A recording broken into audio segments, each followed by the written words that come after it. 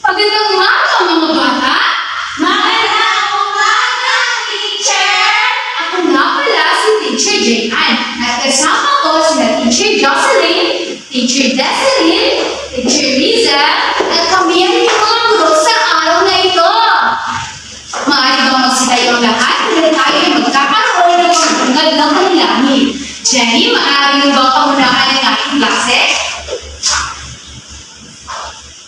Manalangin tayo sa ngalan sa Ama, sa Anak, sa Espiritu Santo. Amen. Panginoong Hesus, sinabihin mo kami sa aming pag-aaral sa araw na ito. Amen. Sa ngalan sa Ama, sa Anak, sa Espiritu Santo. Amen. Maaari magsiyo po ang lahat. May nilikban ba sa ating klase? Wala ka, teacher! Magaling! Wala palang tumiban sa ating klase. Ngayon, maaari ba kayong magsitayo ulit? Dahil tayo magkakaroon ng isang ehersisyo.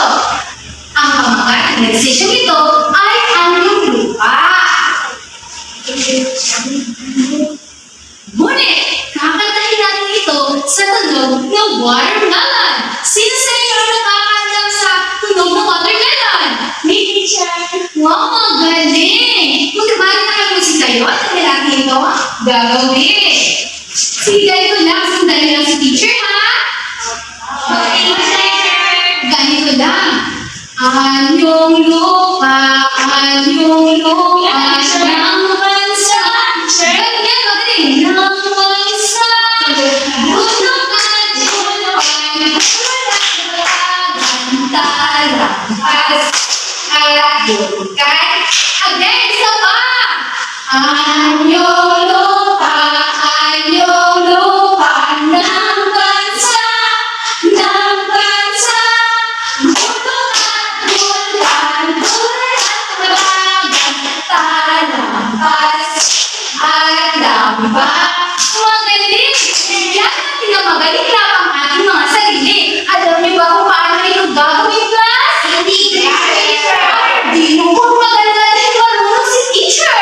Ganito lang. 1, 2, 3, ang galing. 1, 2, 3, ang galing. 1, 2, 3, ang galing-galing. Maaari niyo bang sabayan si teacher, class? Yes, teacher! Okay, gagawin natin ito. Sige nga. 1, 2, 3, ang galing. 1, 2, 3, ang galing. 1, 2, 3, ang galing-galing. Maaari na kayo magsiupo. Bago tayo dumako sa ating lalakayin, sino ang makapagsasabi sa akin kung ano ang ating tinalakay noong nakaraang tagpo? Ako ba, teacher? Yes, Roda. Pagpapusay ng tubig. Mahusay, Roda. Ngayon, sino ang makapagbibigay sa akin kung ano ang kahulugan ng aming tubig? Teacher! Yes, Johnny? Ang aming tubig po, teacher, tumutungo sa iba't ibang uri ng tubig. Magaling, Jenny. Ngayon, sino naman ang makapagbibigay sa akin ng halimbawa ng mga aming tubig? Ako po, teacher. Yes, my girl? Ang mga halimbawa po ng aming tubig ay lawa, karagatan, talon, bukal, at sapa. Mahusay, Mario Girl! Ngayon ay alam niyo na kung ano ang iba't ibang anyong tubig. Dadako na tayo ngayon sa ating susunod na talakayin. Ngunit bago tayo dumako sa ating susunod na talakayin, tayo ay aawit ng isang awitin. Ang pamagat ng awiting ito ay mga anyong lupa. Ngunit, aawitin natin ang awiting ito sa tunog na liron-liron sinta. Alam niyo ba kung paano kantahin ang liron-liron sinta, class? Opo, teacher! Magaling! Bakit mo magsitay ang lahat dahil ito at ating kakantahin? Mga anyong lupa dito sa ating bansa, kapag-kapatagal niya ang iyong bayan, talampas at bulkan, ay ganda pagmaskan, buhay na bulungan, ating nalalaman.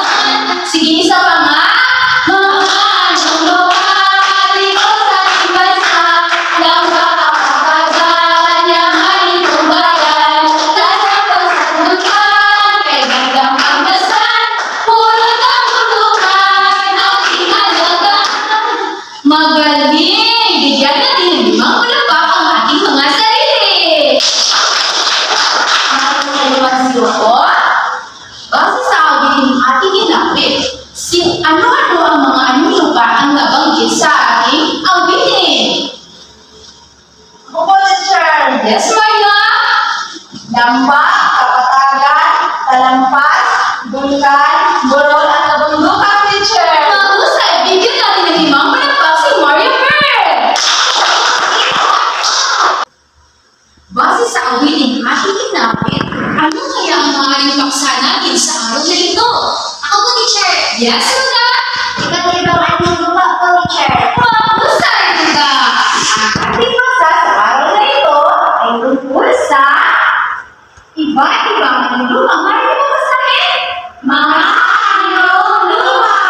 Mahusay. Kilala niyo ba si Peppa Pig, class?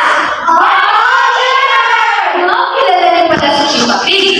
Alam niyo ba na kaibigan ko si Peppa? Hindi. Alam niyo ba, nung nakalatag ko, ay nagkita kami ni Peppa.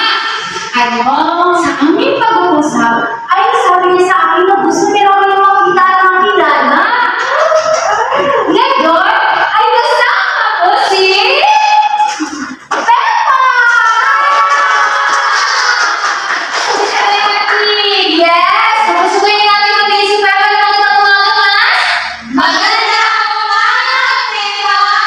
Ngayon, ay nag-nais ipaliwanag sa akin si Peppa. Gusto niyo ba malaman kung ano ito? Opo, teacher! Ngayon, meron siyang dala sa akin isang envelope. Gusto niyo ba malaman kung ano ang laman ng envelope ni Peppa, class? Opo, teacher! Okay!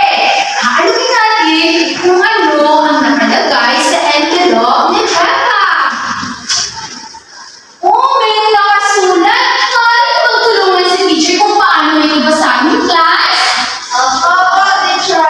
Ngayon, basahin na natin kung ano ang nakalagay sa envelope ni Peppa. Makinig sa guro sa kasihan ng sasalita. Nakakiyahok sa lahat ng aktibidad. Iwasan magbigay sa klase. Itaas ang iyong kanang kamay sa gustong sumagot. Maging magkanak sa iyong guro at kaklase habang nakikilahok sa klase. Mahusay! Maaasahan ko ba ito sa inyo at lalo-lalo kay Peppa, class? Opo, teacher! Mahusay! Sa ating ginawang activity kanina, ano-ano mga anong lupa ang nabanggit sa awitin?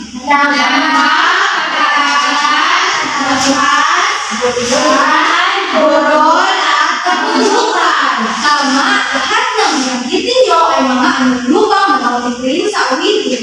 Ngayon, may papakita ako sa inyo ng mga larawan. At sa bawat larawan ay pagmasdan ninyo itong mabuti. Sa unang larawan, ano ang makikita ninyo sa larawang ito?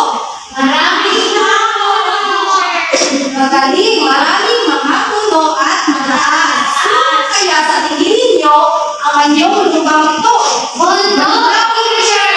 Magaling, ito ay bundok. Pakibasa nga, Maria Pearl, kung ano ang bundok? Ang bundok ay ang pinakamataas na anyong lupa. Ito ay matatanaw mula sa malayo. Magaling, ang bundok ay pinakamataas na anyong lupa at ito ay matatanaw mula sa malayo. Ito ang mga halimbawa ng bundok. Ang bundok Tanaon at ang bundok Ako. Nakikita ninyo sa larawan na ito ay mataas at maraming punong kahoy. Ang sunod naman na larawan ay ito ang nakikita ninyo sa larawang ito. Chocolate hills! Magaling, ito ay ang kanyang chocolate hills o burol. Ano naman ang ibig sabihin ng burol? Pakibasa nga, Roda, kung ano ang burol? Ang burol ay isang mataas na lupa, ngunit mas mababa kaysa sa bundok. Pabilog naman ang itaas nito. Magaling! Ang burol ay isang mataas na lupa, ngunit mas mababa kaysa sa bundok. Pabilog naman ang itaas nito. Kung makikita ninyo na ang itaas ng burol ay pabilog kaysa sa bundok. Di ba? Pabilog ang burol, pero ang bundok tataas yan ang iyong lupa. Ito, share. Ito ang halimbawa ng burol. Ang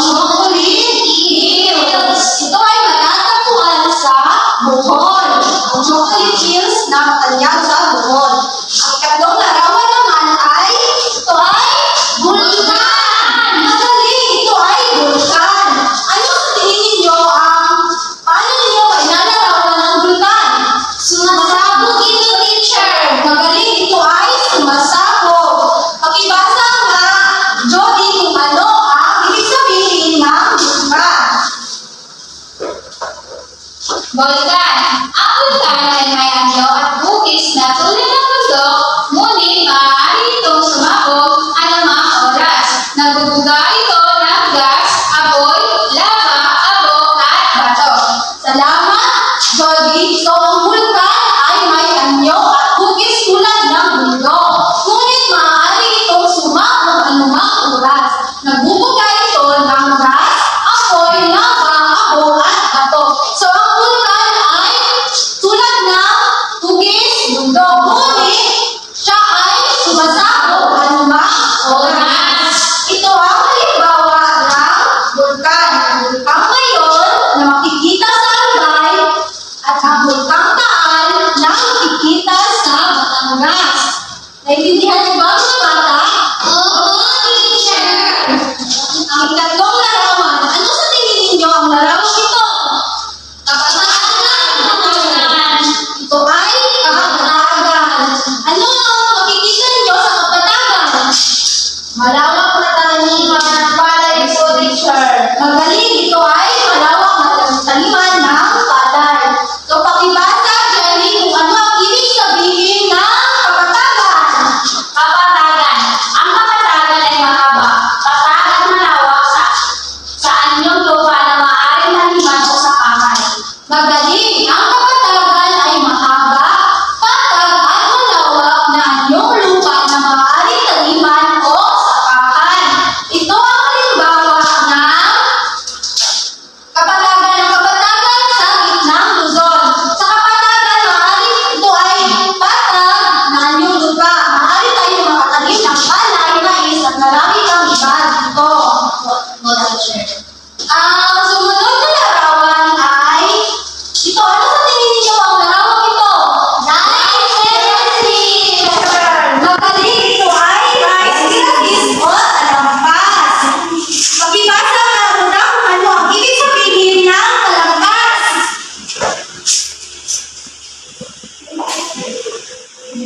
Talampas. Ang talampas ay mataas na bahagi ng lupa, ngunit patag ang nasa ibabaw nito.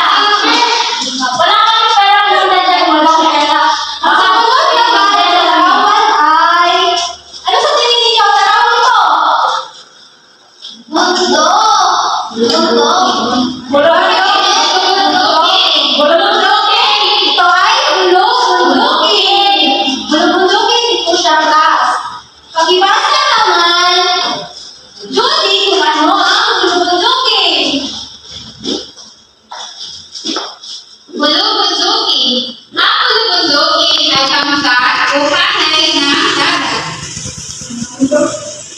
Bulubundukin. Ang bulubundukin ay pangkat o hanay ng lupa o bundok. So siya ang halimbawa, kita ninyo. At may mga maraming bundok. Makikita natin. May mga hanay na o pangkat ng mga bundok. Ito ang halimbawa ng bulubundukin. Ito ang bulubundukin ng Sierra Madre. Tingnan niyo mabuti. Diba? May maraming hanay na o pangkat ng bundok. So, naiintindihan niyo ba mga bata kung ano ang mga anyong lupa?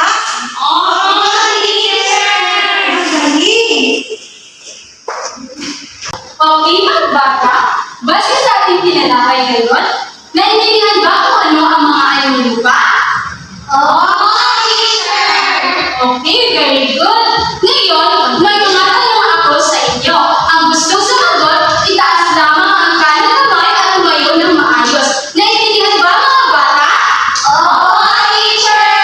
Okay, unang tanong. Ano-ano ang mga anyong lupa? Bundok teacher. Yes? Bundok teacher.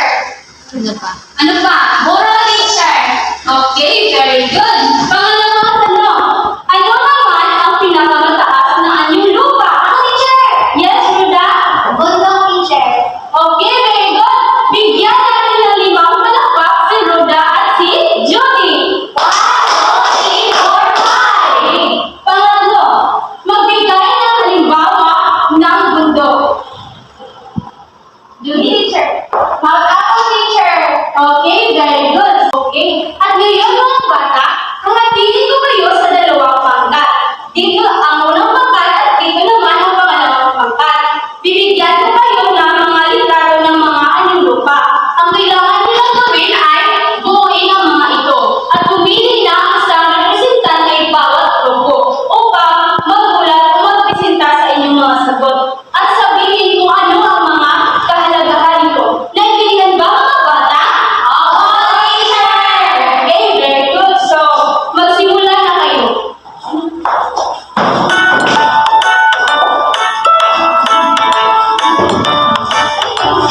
Three little pigs went out one day.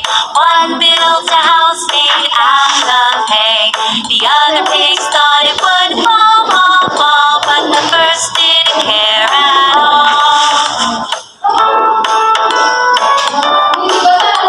Three little pigs went out one day.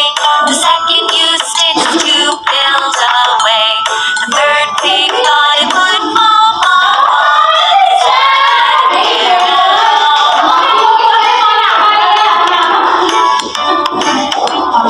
Three little pigs went out one day.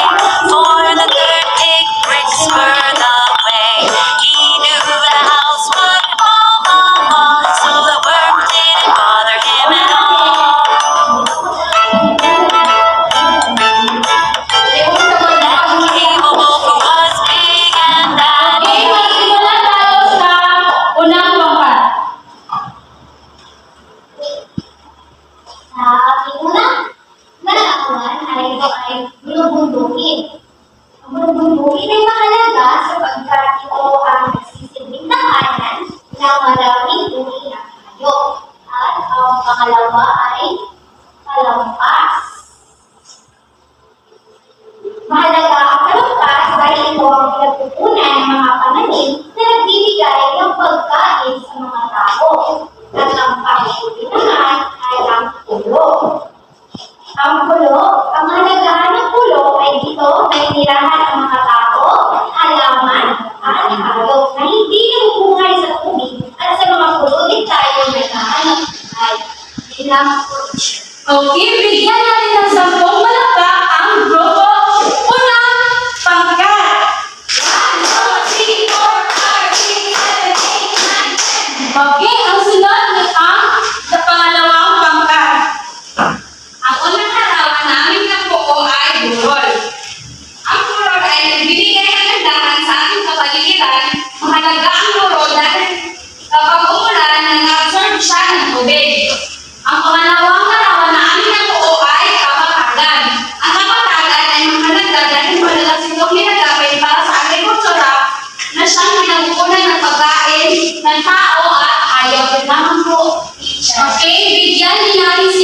10 palakpak! 1, 2, 3, 4, 5, 6, 7, 8, 9, 10. At ngayon mga bata, magkakaroon tayo ng pagkakaroon.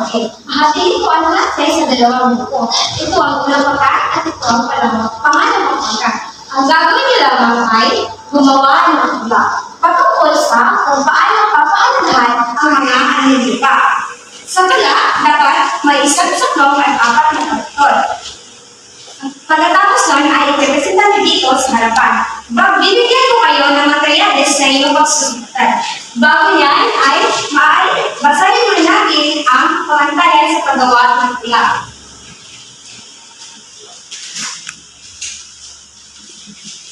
Ibasa mo bata. Pamantayan, nilalaman 20%, iasilo 10%, lima 10%, emosyon 10%, total of 50%. Bibigyan ko kayo ng 5 minuto sa paggawa nito. Was incredibly hungry and mad. The 3 little pigs saw the wolf that day. They slammed their doors and hid away. Little pig, let me in. Not by the hair on my chinny chin chin. And I'll huff, and I'll puff, and I'll blow, blow, blow. Did the hay house go? Little pigs, let me in. Not by the hair on our chinny chin chins. And I'll huff, and I'll puff, and I'll blow, blow, blow. Did the steakhouse go?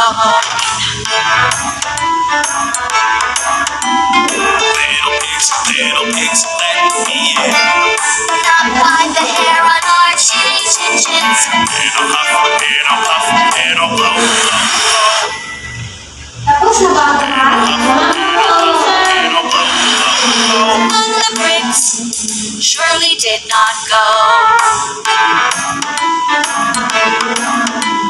The wolf was at his wits' end, you see. He climbed on the roof, down the brick chimney. He came with his teeth all bare, saw the 3 little pigs got scared. The 3rd little pig lit a ball on fire. The smoke started rising higher and higher.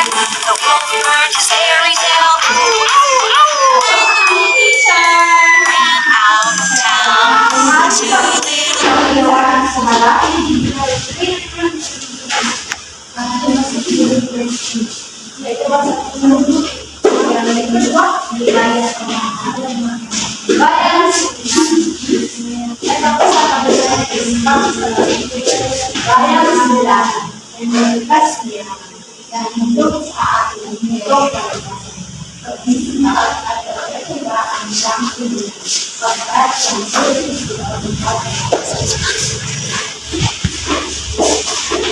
The piggies of hay and sticks learned the lesson all about work and bricks. A hard work's job.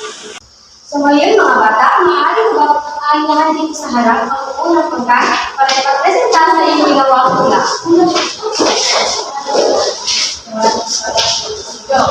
Bayan ng Sinilangan ay may likas na yaman na handog sa ating nitong kalikasan. Pagsisipag at pagtsatsaga ang siyang tutunan, pagkat siyang susi sa pag-unlad natin. Magaling! Bigyan natin ng siya kung palakpakan ang ginawan. Ito naman, pangalawang pagkat.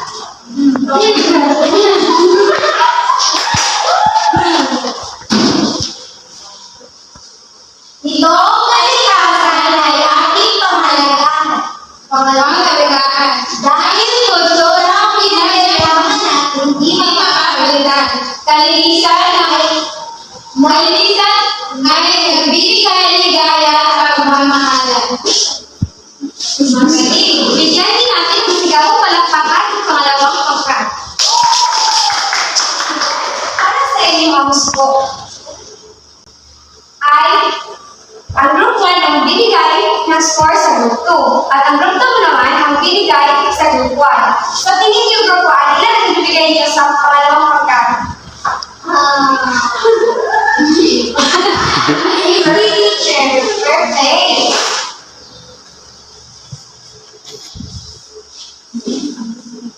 Group 2. 50 din, teacher. Marias.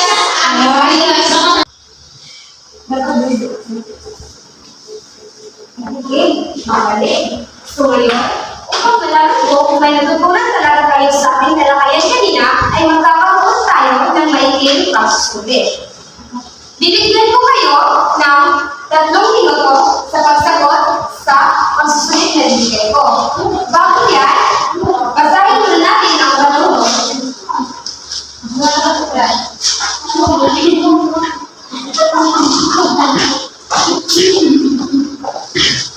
Magsibasa, sulat ang anyang lupa na nanunoy sa bawat angkusa. Maaari na kayong magsimula. A fall, fall, fall, fall to a hop or a puff paddle.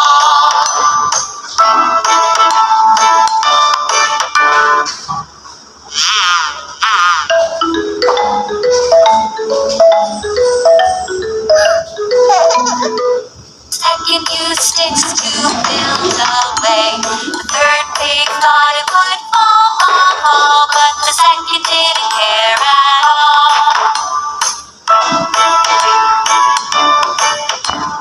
3 little pigs went out one day. For the third pig, bricks were the way. He knew the house would fall, so the work didn't bother him at all. Then came a wolf who was big and bad. He was incredibly hungry and mad. The 3 little pigs saw the wolf that day.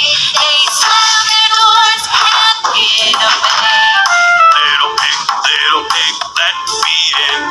Not by the hair on my chinny chin chin. And I'll huff, and I'll puff, and I'll blow, blow, blow. Did the hay house go? Tapos na ba ang lahat? Little pigs, let me in. Sa lahat, class? Ipasa ang iyong sagot sa harapan. Maraming salamat, Nadia. At ngayon, bago ka alis Pepa, ay may binigay siya sa atin. Gusto niyo bang malaman ito, class? Sabay-sabay na buksan at basahin ang kanyang iniwang.